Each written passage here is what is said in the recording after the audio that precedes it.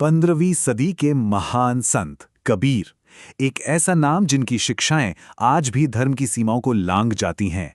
लाखों लोग आज भी खुद को उनका अनुयायी कहते हैं, पर सवाल यह है कि क्या वो वाकई उसी रास्ते पर चल रहे हैं जो कबीर ने दिखाया था, या फिर कहानी कुछ और है।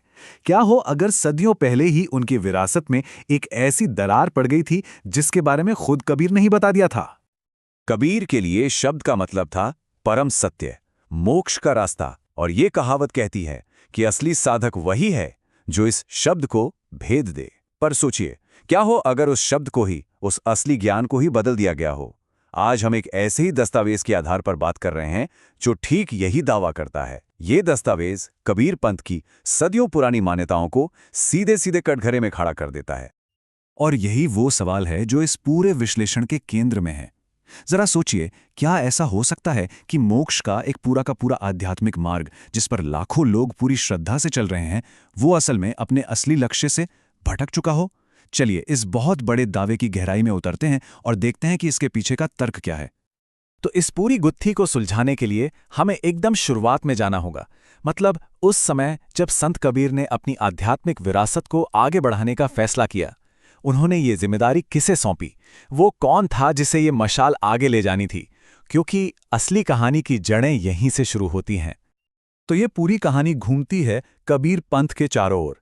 अब देखिए, कबीर पंथ कोई एक अकेली संस्था नहीं है, ये कई अलग अलग शाखाओं, अलग अलग गुरुओं का एक पूरा समूह है। और जिस दस्तावेज पर हम आज बात कर रहे हैं वो एक बहुत बड़ा दावा करता है।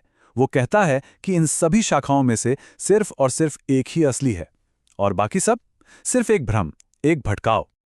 तो दस्तावेज के मुताबिक कबीर ने ये जिम्मेदारी सौंपी अपने सबसे प्रमुख शिष्य संत धर्मदास को। लेकिन यहीं पर एक पेच था, एक भविष्यवाणी थी। कहा गया कि धर्मदास के एक पुत्र नारायण दास पर एक नकारात्मक शक्ति का असर होगा, और जो असली आध्यात्मिक वंश है वो उनके दूसरे बेटे चूड़ामणि से आगे चलेगा, जिन्हें खुद कबीर साहिब का आशीर्वाद मिला था। और यहीं से असल समस्या की शुरुआत होती है, क्योंकि जिस दस्तावेज की हम बात कर रहे हैं उसका दावा है कि कबीर साहब सब जानते थे। उन्होंने इस होने वाले भ्रष्टाचार की चेतावनी बहुत बहुत पहले ही दे दी थी। तो इस भविष्यवाणी के केंद्र में एक शक्ति है जिसे कहा गया है काल। स्रोत के मुताबिक ये वो नकारात्मक शक्ति है जिसका काम ही है आत्माओं को इस दुनिया के जन्म मृत्यु के चक्र में उलझाए रखना। और दावा यह है कि इसी काल ने पंथ की शुरुआत में ही अपना एक एजेंट, एक दूत भेज दिया था। मकसद असली रास्ते को, असली ज्ञान को अंदर ही अंदर से खोखला कर देना। अब ये टाइमलाइन देखिए, ये इस पूरे दावे का आप कह सकते हैं दिल है। स्रोत के मुताबिक कबीर की भविष्यवाणी बिल्कुल साफ थी। उन्होंने कहा था कि वंश तो 42 पीढ़ियों तक चलेगा, लेकिन उसकी आत्मा मर जाएगी। भविष्यवाणी में बताया गया कि छठी पीढ़ी में काल का वो एजेंट एक नकली पंथ शुरू करेगा और असली मंत्रों को बदल देगा। इसके बाद 7वीं, 11वीं, 13वीं और फिर 17वीं पीढ़ी ये बची खुची आध्यात्मिक सच्चाई को भी खत्म कर देंगी। और आखिर में नतीजा क्या होगा? वंश तो चलता रहेगा, गद्दी भी होगी, पर मोक्ष का जो असली रास्ता था वो पूरी तरह से बंद हो चुका होगा। अब सवाल उठता है कि ये इतना बड़ा दावा, इसका कोई सबूत भी है? आखिर इसका आधार क्या है? तो जो स्रोत दस्तावेज है वो हमें कहीं और नहीं बल्कि सीधे कबीर पंथ के सबसे पवित्र ग्रंथ कबीर सागर की तरफ ले जाता है। कहा जा रहा है कि ये सारा मामला, ये पूरी की पूरी थ्योरी खुद कबीर सागर में लिखी भविष्यवाणियों पर ही टिकी है। तो फिर चलिए देखते हैं कि सबूत के तौर पर आखिर सामने क्या रखा गया है। स्रोत सीधा सीधा कबीर सागर के अनुराग सागर अध्याय और उसके पेज नंबर 140 का जिक्र करता है।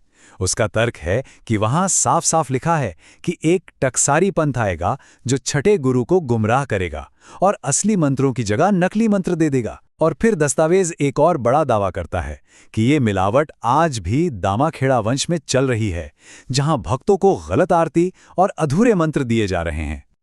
और मामला यही नहीं रुकता, आरोप इससे भी कहीं ज्यादा गंभीर हैं। स्रोत का दावा है कि अपनी गद्दी, अपनी सत्ता को बचाने के लिए दामाखेड़ा वंश ने जानबूझकर कबीर सागर के प्रकाशनों में बदलाव किए हैं।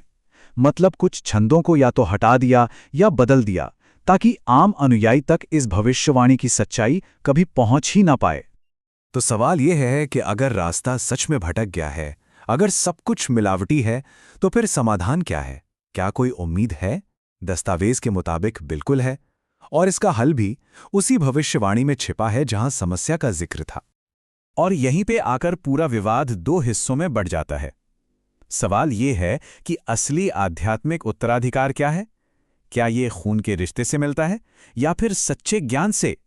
श्रोत यहां कबीर साहब के ही शब्दों का हवाला देता है। नाम जाने सो वंश हमारा, बिना नाम बूढ़ा संसारा। मतलब असली वंशज वो नहीं जो जन्म से हो, बल्कि वो है जिसे वो सच्चा नाम, वो सच्चा ज्ञान मिला हो। तो दो तरह के वंश हैं।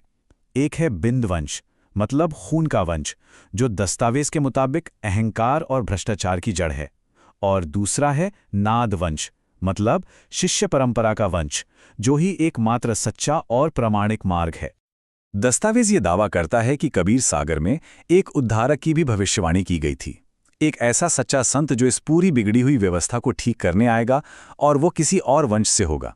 दस्तावेज के अनुसार इस संत की पहचान संत रामपाल दास के रूप में की गई है, और इसके लिए भी कबीर सागर का ही हवाला दिया जाता है। 12वाहे पंथ हम ही चली आवें, सब पंथ मेट एक ही पंथ चलावें, जिसका मतलब ये निकाला जाता है कि कबीर साहब खुद लौटेंगे और इन सभी नकली पंथों को खत्म करके एक सच्चा यथार्थ कबीर पंथ चलाएंगे। तो ये जो टेबल है, ये इन दोनों रास्तों के फर्क को बिल्कुल साफ कर देती है। एक तरफ है वो रास्ता जिसे स्रोत भ्रष्ट कहा गया है।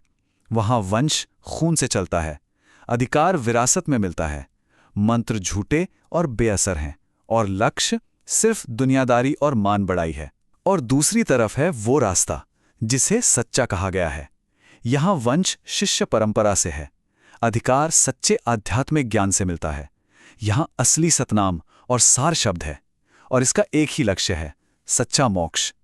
तो सदियों पुराने इस आध्यात्मिक झगड़े और दावों के बीच आखिर हमारे लिए इसका सार क्या है, इसका निचोड़ क्या निकलता है? आखिर में ये पूरा का पूरा दस्तावेज हमें एक बहुत ही शक्तिशाली विचार पे लाकर छोड़ देता है कि आध्यात्मिक सत्य कोई जमींदारी नहीं है जो विरासत में एक पीढ़ी से दूसरी पीढ़ी को मिल जाए। ये एक जीवित ज्ञान है, और सच्चा गुरु वो नहीं होता जो किसी खास परिवार में पैदा हो गया हो, बल्कि सच्चा गुरु वो है जिसके पास वो असली बिना मिलावट वाला ज्ञान हो, वो सार शब्द हो जिसे वो किसी योग्य शिष्य को देकर परंपरा को जीवित रख सके। और यहीं पर आकर हम एक ऐसे गहरे सवाल के सामने खड़े हो जाते हैं जो सिर्फ कबीर पंथ का नहीं, बल्कि दुनिया की हर आस्था और हर परंपरा पर लागू होता है कि जब पवित्र ग्रंथ ही अंतिम सत्य हों, पर उन ग्रंथों की व्याख्या को लेकर ही इतना गहरा विवाद हो, तो फिर असली और नकली का फैसला करेगा कौन? सच का अधिकार आखिर किसके पास है?